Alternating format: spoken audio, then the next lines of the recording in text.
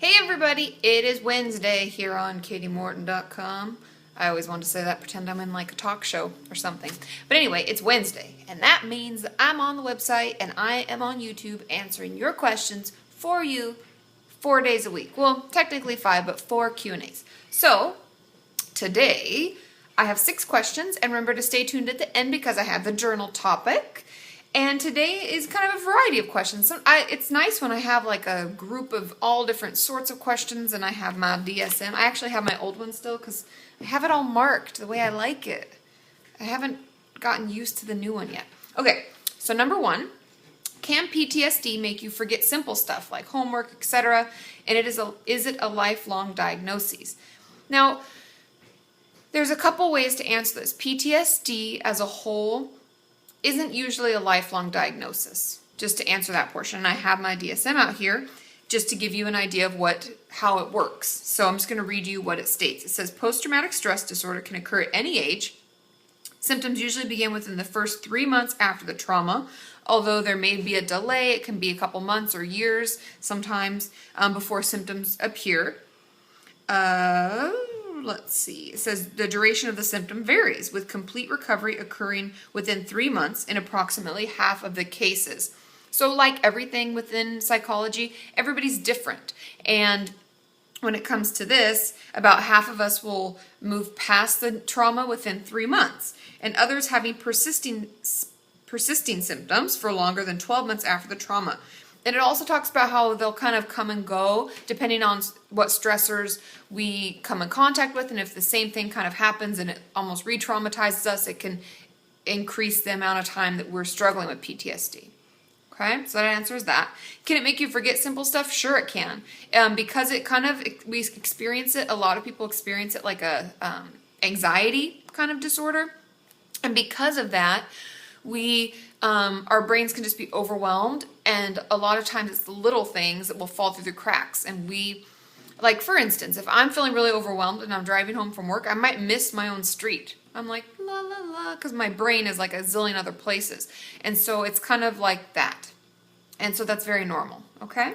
Question number 2, what are your thoughts on the intervention approach and getting someone into treatment? So if you haven't seen, don't even watch it. That show on A&E, it's like intervention. And people like force them to get help, whether it be for drugs, alcohol, eating disorders, it can be anything.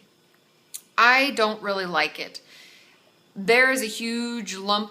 I mean, if I had like the ability to utilize, some After Effects, all these files would be stacking up.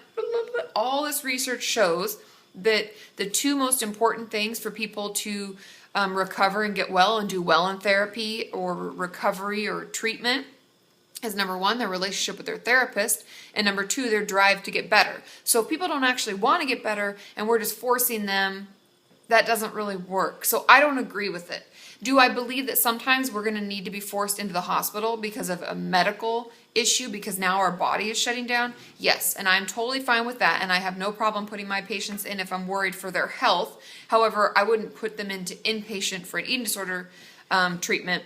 If they weren't ready, I wouldn't force them, but I would force them into the hospital to make sure that, they don't die of a heart attack or something terrible. Okay, number 3, why do you think there's such a horrible stigma attached to mental health and self-harm?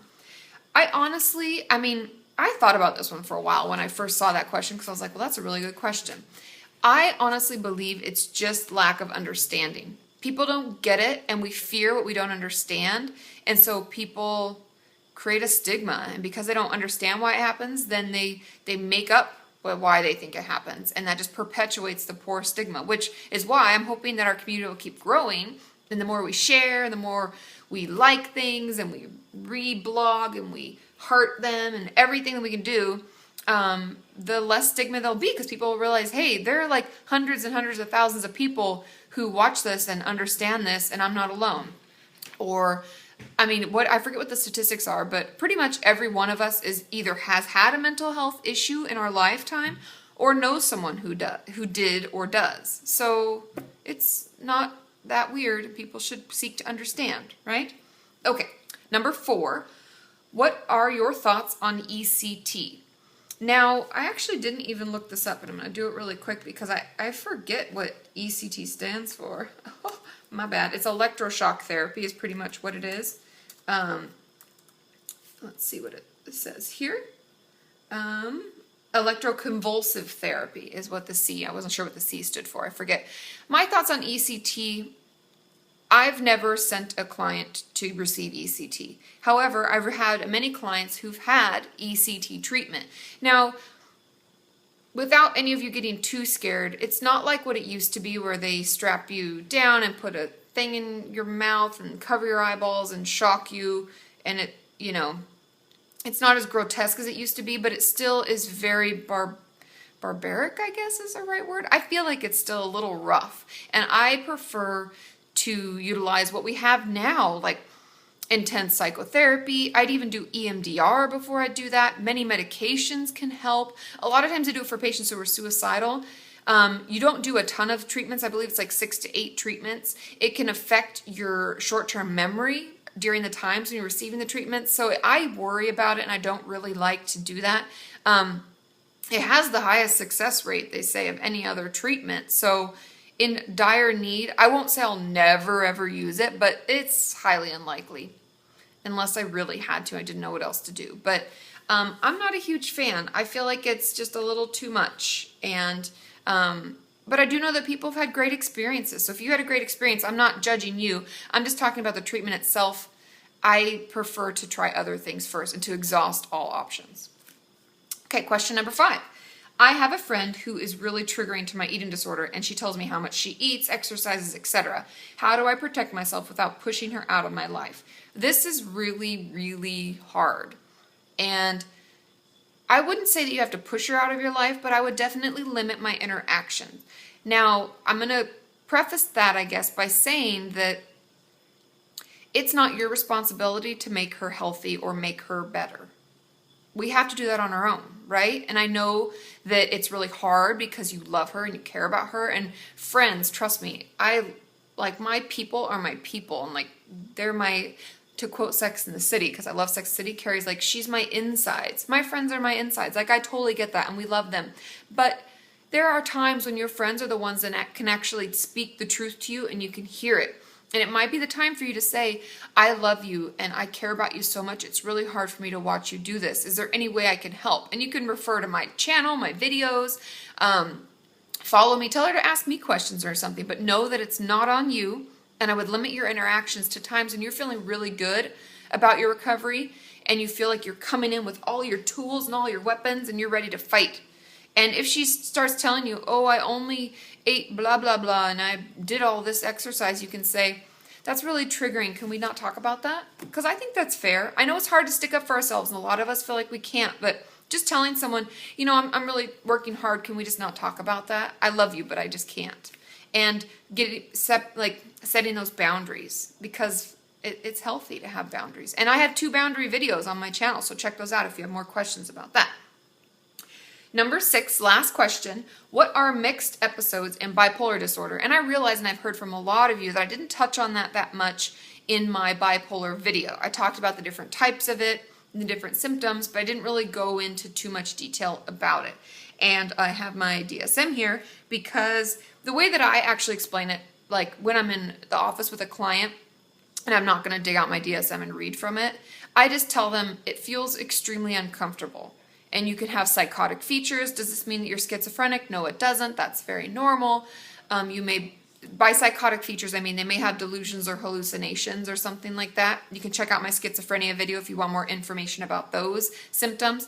But it doesn't mean you're schizophrenic. It's part of your bipolar disorder. And now I'm going to read to you what the DSM states so that I make sure to do it justice and get it right. A mixed episode is characterized by a period of time lasting at least 1 week, just like mania, when I talked about that in my bipolar video, in which the criteria are met both, this is a key word, both, for a manic episode and a major depressive episode nearly every day.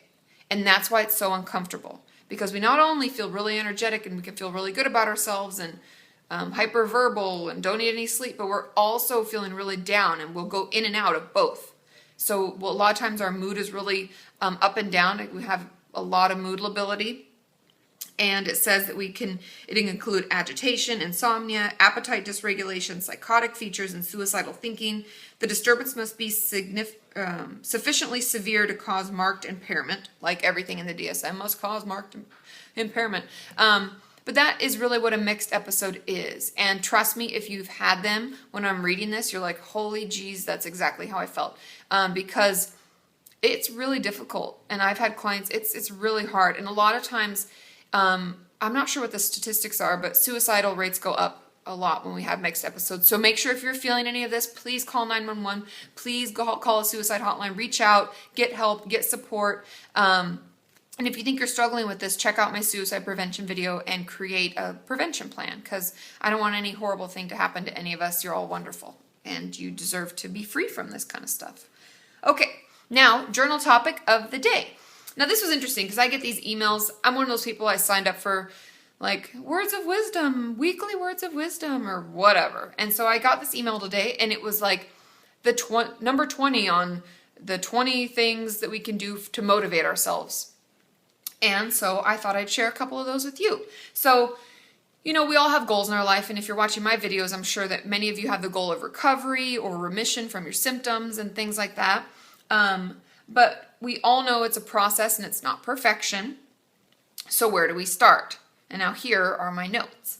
Set small, achievable goals. And I talk about this all the time, but this week I'd like you to set 2 small, achievable goals. That might be, I will follow my meal plan 50% of the time this week, or today I will eat all my meals, or I will be honest with my therapist and finally give her that letter I wrote, or I may call a friend and get out of the house.